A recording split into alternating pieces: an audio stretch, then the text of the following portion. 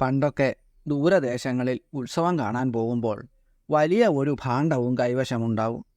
ഉത്സവപ്പറമ്പിന് സമീപത്ത് ഏതെങ്കിലും ഒരു സത്രം കണ്ടുപിടിച്ച് അവിടെ ഭാണ്ഡമൊക്കെ ഇറക്കി വെച്ചിട്ടാവും ഉത്സവത്തിന് പോവുക. കാരണം ഉത്സവം കണ്ടു കഴിഞ്ഞ് രാത്രി സത്രത്തിൽ വന്ന് വിശ്രമിക്കാം. ഭാണ്ഡവുമായി ഉത്സവം കൂടാം എന്ന് വച്ചാൽ ഉത്സവ പരിപാടി ആസ്വദിക്കാൻ പറ്റില്ല. മാത്രമല്ല, രാത്രി വരുമ്പോൾ സത്രത്തിൽ കിടക്കാനൊട്ട് ഇടം കിട്ടുകയുമില്ല.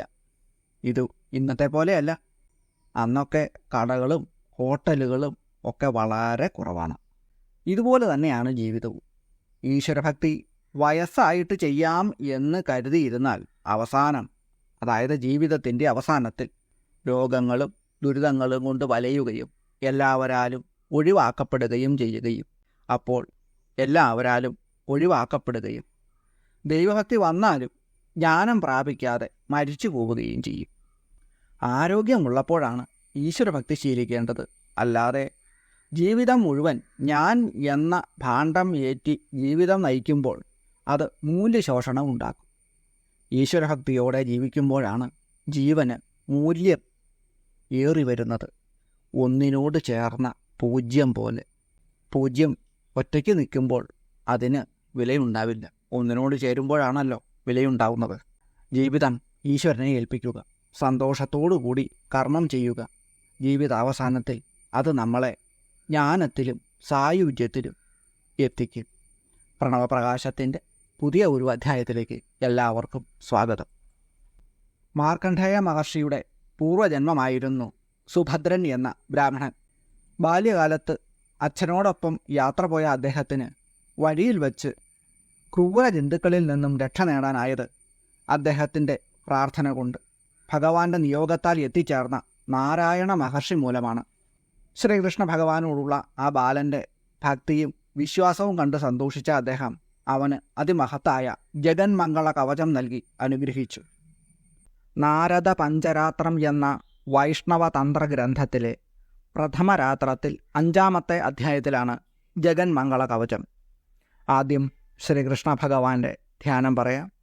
ഈ രൂപത്തിൽ ഭഗവാനെ ധ്യാനിച്ചിട്ട് വേണം കവചം ജപിക്കുവാൻ. ബ്രഹ്മദേവൻ തൻ്റെ മാനസപുത്രനായ ശ്രീ സനൽകുമാര മഹർഷിക്ക് ഈ അതിമനോഹരമായ കവചം ഉപദേശിച്ചു കൊടുക്കുന്നു. ശ്രീ സനൽകുമാര ഉവാച തവേച്ഛായത്ര കവചേ ധ്യാനേ തദ്വദ സാമ്പ്രതം തച്ഛൃണോമി ശുഭം തച്ഛ കേന ശ്രേയസി തൃപ്യതേ. ശ്രീ സനൽകുമാരൻ പറഞ്ഞു, അവിടുത്തെ ഇഷ്ടപ്രകാരം കവചത്തെയും ധ്യാനത്തെയും കുറിച്ച് തന്നെ അങ്ങ് പറഞ്ഞുകൊള്ളൂ. അത് കേൾക്കാൻ ആഗ്രഹമുണ്ട്. മംഗളമായിട്ടുള്ള കാര്യങ്ങൾ കേട്ട് ആർക്കാണ് തൃപ്തിയുണ്ടാവുക? ബ്രഹ്മദേവൻ പറഞ്ഞു. ബ്രഹ്മോവാച ധ്യാനം ച സാമവേദോക്തം ദത്തം നാരായണേന വൈ കവചം ച സുഭദ്രായ ധർമ്മിഷ്ഠായ മഹാത്മനേ. ബ്രഹ്മദേവൻ പറയുകയാണ്, ശ്രീനാരായണൻ ധർമ്മിഷ്ഠനും മഹാത്മാവുമായ സുഭദ്രന് സാമവേദയുക്തമായിട്ടുള്ള ധ്യാനവും കവചവുമാണ് നൽകിയത്. നവീന ജലദശ്യാമം പേതകൗശേയവാസസം ചന്ദനോക്ഷിത സർവാംഗം സസ്മിതം ശ്യാമസുന്ദരം മാലതീമാല്യഭൂഷാഢ്യം രത്നഭൂഷണഭൂഷിതം മുനീന്ദ്രേശ സുസിദ്ധേശ ബ്രഹ്മേശ ശേഷവന്ദിതം സർവസ്വരൂപം സർവേശം സർവബീജം സനാതനം സർവാദ്യമപി സർവജ്ഞം പുരുഷം പ്രകൃതേ പരം നിർഗുണം ച നിരീഹം ച നിർലിപ്തമീശ്വരം ഭജേ. ഈ ശ്ലോകങ്ങളിൽ ഭഗവാന്റെ ധ്യാനമാണ് ബ്രഹ്മദേവൻ നൽകുന്നത്. പുതിയ മഴമേഘം പോലെ ശ്യാമവർണ്ണനും മഞ്ഞപ്പട്ട് ഉടുത്തിട്ടുള്ളവനും സർവാംഗ ചന്ദനലേപിതനും മുല്ലപ്പൂമാല അണിഞ്ഞിട്ടുള്ളവനും രത്നാഭരണങ്ങളാൽ അലങ്കൃതനും സർവസ്വരൂപനും ചരാചരപ്രപഞ്ചങ്ങൾക്ക് ബീജമായിട്ടുള്ളവനും സനാതനനും സർവാദ്യനും പ്രകൃതിക്ക് അതീതനായിട്ടുള്ള പുരുഷനും നിഷ്കളങ്കനും നിർലിപ്തനും ഈശ്വരനുമായിട്ടുള്ള ആ സുസ്മേര ശ്യാമസുന്ദരനെ ഞാൻ ധ്യാനിക്കുന്നു. ഇപ്രകാരം ധ്യാനം ചെയ്ത ശേഷം വേണം ഭഗവാന്റെ കവചം ജപിക്കാൻ. ശ്രീസനത്കുമാര ഉവാച ബ്രൂഹി മേ കവചം ബ്രഹ്മൻ ജഗന്മംഗളമംഗളം പൂജ്യം പുണ്യസ്വരൂപം ച കൃഷ്ണസ്യ പരമാത്മന. സനൽകുമാര മഹർഷി പറഞ്ഞു, ബ്രഹ്മദേവ, അങ്ങനെ പൂജനീയനും പുണ്യസ്വരൂപനുമായിട്ടുള്ള ശ്രീകൃഷ്ണ പരമാത്മാവിൻ്റെ ലോകമംഗളകാരിയായിട്ടുള്ള ആ കവചത്തെക്കുറിച്ച് പറഞ്ഞാലും. ബ്രഹ്മദേവൻ പറഞ്ഞു, ബ്രഹ്മോവാച ശൃണു വക്ഷ്യാമി വിപ്രേന്ദ്ര കവചം പരമാദ്ഭുതം ശ്രീകൃഷ്ണേനൈവ കഥിതം മഹ്യം ച കൃപയാ പുരാ മയാ ദത്തം ച ധർമായ തേന നാരായണർഷയേ ഋഷിണാ തേന തദ്ദത്തം സുഭദ്രായ മഹാത്മനെ അതിഗുഹ്യതമം ശുദ്ധം പരം സ്നേഹാദ്വദാമ്യഹം യദ്ധൃത്വാ പഠനാത് സിദ്ധാ സിദ്ധാനി പ്രാപ്നുവന്തി ച ഏവം ഇന്ദ്രാദയഃ സർവേ സർവൈശ്വര്യമവാപ്നുയുഃ ഋഷിശ്ചന്ദശ്ച സാവിത്രീ ദേവോ നാരായണഃ സ്വയം ധർമാർത്ഥകാമമോക്ഷേഷു വിനിയോഗ പ്രകീർത്തിത. ബ്രഹ്മദേവൻ പറഞ്ഞു, വത്സ, കേട്ടാലും പരമപവിത്രവും അത്ഭുതകരവുമായ കവചത്തെക്കുറിച്ച് പറയാം. പ്രാചീന കാലത്ത് ശ്രീകൃഷ്ണ പരമാത്മാവ് തന്നെയാണ് ദയ തോന്നി എന്നോട് ഇത് പറഞ്ഞു തന്നത്. ഞാനിത് ധർമ്മദേവന് ഉപദേശിച്ചു. ധർമ്മദേവൻ നാരായണ മഹർഷിക്ക്. നാരായണ മഹർഷി സുഭദ്രനാണ് അത് നൽകിയത്. അത്യന്തം ഗൂഢവും അതേസമയം ശുദ്ധവരസ്വരൂപവുമായിട്ടുള്ള കവചത്തിൻ്റെ തത്വം നിനക്ക് ഞാൻ ഇതാ പകർന്നു നൽകുന്നു. ഇതിനെ ശരിക്കും ധരിക്കുകയും നിരന്തരം ജപിക്കുകയും ചെയ്യുന്ന വ്യക്തിക്ക് അനേകം സിദ്ധികൾ അനായാസേന നേടാവുന്നതാണ്.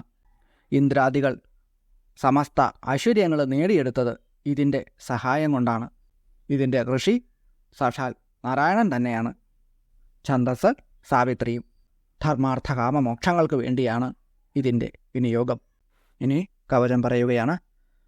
ഓം രാധേശോ മേ ശിരപാതു കണ്ഠം രാധേശ്വര സ്വയം ഗോപീശശ്ചക്ഷുഷി പാതു താലും ച ഭഗവാൻ സ്വയം ഗണ്ഡയുഗ്മം ച ഗോവിന്ദ കർണയുഗ്മം ച കേശവ ഗളം ഗദാധര പാതു സ്കന്ധം കൃഷ്ണസ്വയം പ്രഭുഃ വക്ഷസ്ഥലം വാസുദേവശ്ചോദരം ചാപി സോച്യുത നാഭിം പാതു പത്മനാഭ കങ്കാലം കംസസൂദന പുരുഷോത്തമ പാതു പൃഷ്ഠാം നിത്യാനന്ദോ നിതംബകം പുണ്ഡരീക പാദയുഗ്മം ഹസ്തയുഗ്മം ഹരിസ്വയം നാസാം ച നഖരം പാതു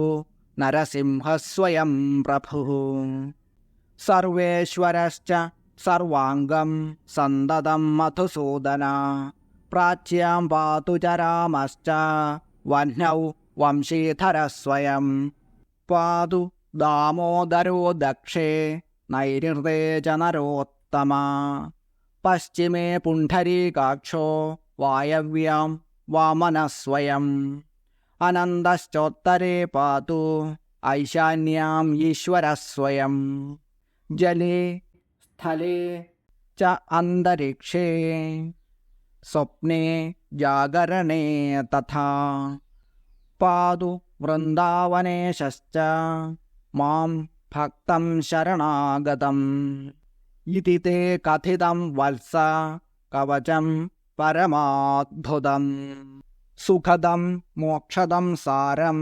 സർവസിദ്ധിപ്രദം സദാ ഇദം കവചമിഷ്ടം ച പൂജാകാലേ ച യഃ പഠേത് ഹരിദാസ്യമവാപ്നോതി ഗോലോകേ വാസമുത്തമം ഇഹൈവ ഹരിഭക്തിം ച ജീവന്മുക്തോ ഭവേന്നര.